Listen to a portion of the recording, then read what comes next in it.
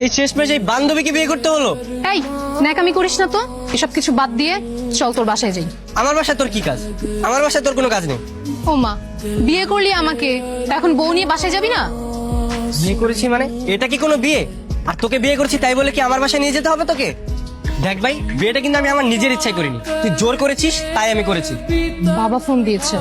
হ্যাঁ বাবা। ফিরে কই তুই? বাবা আমি তো জানি তো, তো বিয়ে কি হয়ে গেছে? হয়ে গেছে।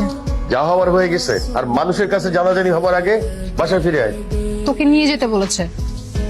আমাকে বাসায় নিয়ে যেতে বলছে মানে? আমি বাসায় যে কি করবো? তুই তোর বয়ফ্রেন্ডকে নিয়ে যা। বয়ফ্রেন্ড পাবো কই এখন? বিয়ে তো আমার তোর সাথে হয়েছে। আজব, বললে আমার যেতে হবে নাকি? আমি যেতে পারবো না। যেতে পারবি না মানে?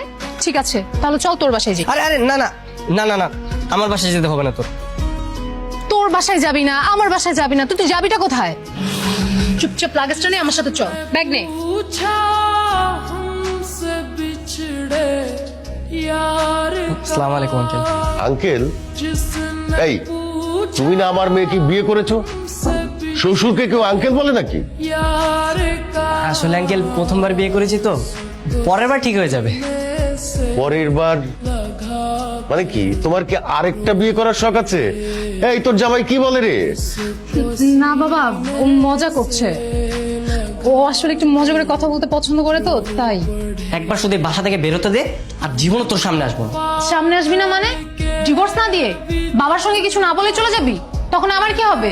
তোর যা হয় হোক, তাতে আমার কি? হ্যাঁ, আর আমি তোর সঙ্গে এক বিছানায় কখনো থাকতে পারবো না। তোর কি মনে হয় আমি নিজে তোকে আমার খাটে ঘুমাতে দেবো? মানে আমরা দুজন এক খাটে ঘুমাবো, আমি থাকবো বিছানায়, তুই থাকবি মাটিতে।